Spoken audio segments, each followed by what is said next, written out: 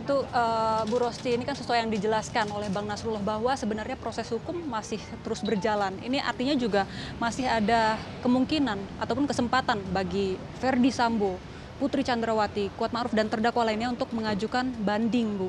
Kalau tanggapan dari Ibu? Ya, selagi manusia kan kita berada di negara ini, kita memiliki hak asasi manusia kan, itu adalah hak mereka.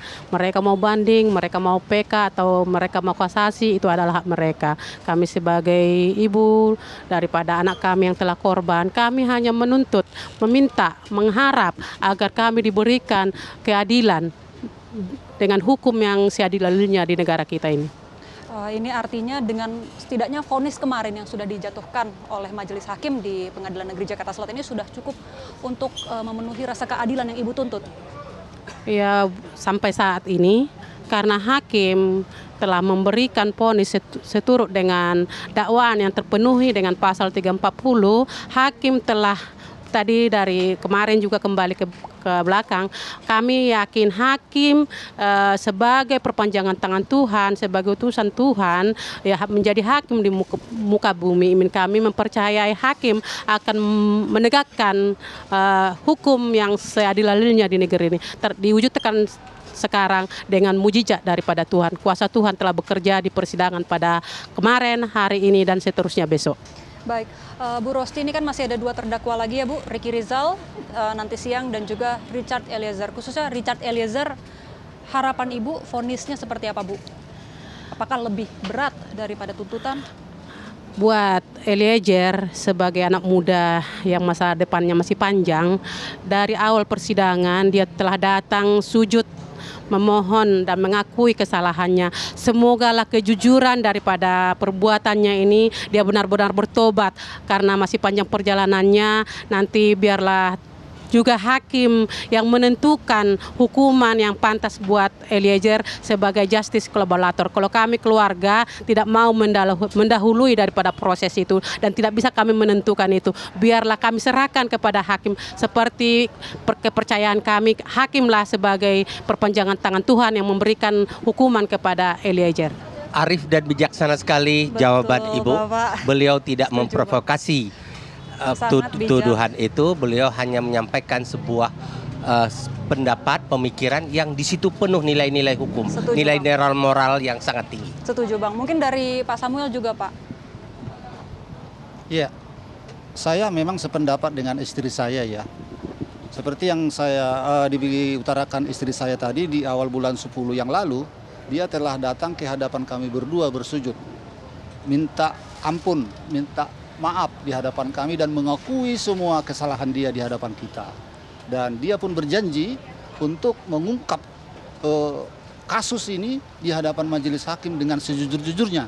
Sampai di hadapan kami dan di hadapan majelis hakim dia berbilang, inilah yang terakhir kali saya untuk membela almarhum Bang Joshua. Dan kami menekankan sama si Richard Eliezer, utarakan apa yang kamu lihat dan yang kamu dengar. Di waktu itu dia mengakui semua perbuatan dia. Dan disitulah kita tahu bahwa si Eliezer itu sudah jadi lindungan daripada LPSK. Jadi mari kita serahkan kepada majelis hakim yang memutuskan nanti bahwa si Eliezer ini menjadi justice kolaborator apa tidak. Kita serahkan aja sepenuhnya kepada majelis hakim. Baik, ini artinya Bapak dan Ibu begitu menghargai permintaan maaf dari Richard dan juga kejujurannya begitu. Mungkin boleh Ibu. Seperti yang disebutkan hakim, saya perhatikan ya, walaupun saya trauma dengan pembunuhan anak saya ini, saya mengikuti sedikit demi sedikit. Jadi saya lihat hakim di saat itu terdakwa atau pelaku membuat kata-kata berbelit-belit atau tidak sopan, hakim di sana ada rasa tidak simpatinya. Jadi hakim sangat memberikan kesempatan kepada orang yang telah berbuat kesalahan untuk mengakui kejujuran atau mengakui kesalahannya dan diberikan kesempatan untuk bertobat kalau memang betul-betul itu tulus dari hati nalurinya. Terlebih kita sebagai umat beragama diajarkan saling memaafkan, namun tetap proses hukum yang berjalan. Biarlah nanti hakim yang kami percayai memberikan vonis buat Richard Eliezer atau Baradae. Baik, kita tunggu sama-sama. Mungkin Bang Nasrullah tadi kan sempat menyampaikan pemikiran Abang juga bahwa nampaknya pertimbangan hakim ini didasari juga kepada kejujuran dari para terdakwa. Nah, kalau kita lihat para terdakwa yang sudah divonis ini dinilai bohong, makanya vonisnya jauh lebih berat daripada tuntutan. Jadi, nah, sekiranya untuk Richard besok gimana, Bang? Jadi ini sekali lagi saya katakan ini asumsi saya. Asumsi saya ini bisa keliru. Saya berpunya asumsi begini.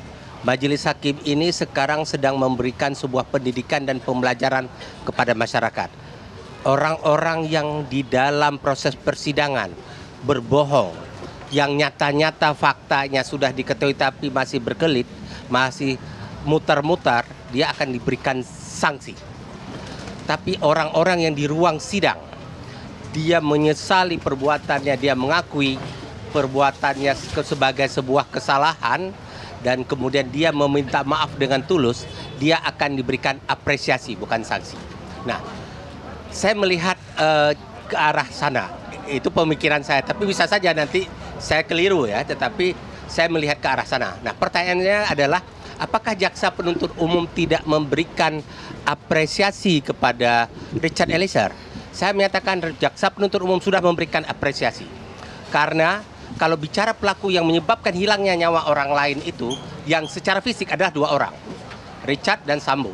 Andai saja Richard tidak menjadi justice kolaborator, hukumannya apa untuk dia?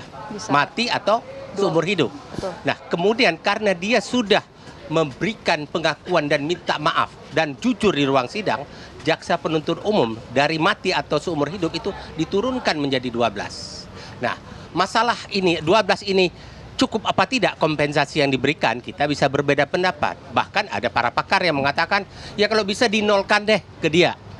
Ya, ada yang mengatakan begitu. Kalau bisa, ada juga yang pemikirannya begini. Ini kan kalau dia hukuman di atas 2 tahun, dia itu bisa menjadi alasan pemecatan terhadap dia. Kalau bisa ada di bawah 2 tahun. Nah, ada yang mengatakan rasa keadilan demi untuk kompensasi kepada Richard. Tapi jaksa mengatakan, ya, saya kasihkan kompensasi ke kamu, tapi tidak terlalu signifikan loh ya. Kompensasinya ada, ya yang dari seharusnya pidana seumur hidup, saya turunkan jadi 12. Disinilah rasa keadilan itu kita berbeda-beda. Hakim bisa saja rasa keadilan hakim berbeda dengan jaksa penuntut umum, tapi kita harus menghormati keberhasilan jaksa penuntut umum di dalam kasus ini. Tanpa keberhasilan, tanpa upaya maksimum jaksa penuntut umum membuktikan persidangan ini, bisa-bisa bebas mereka. Nah, jaksa penuntut umum sudah hadir sebagai dominus litis perkara pidana. Makna dominus litis perkara pidana ini, dialah pemilik perkara pidana. Dia bawa ke pengadilan, dia buktikan, dan berhasil mereka. Baik. Nah, satu lagi Bang, hari ini Ricky Rizal juga akan menjalani sidang. Saya juga mau minta pendapat Abang gimana nanti vonisnya, tapi kita tahan dulu karena kita masih ada rangkaian program spesial di Hari Ulang Tahun TV One. Sementara saya kembalikan ke studio Rizky, Ken, dan Ratih.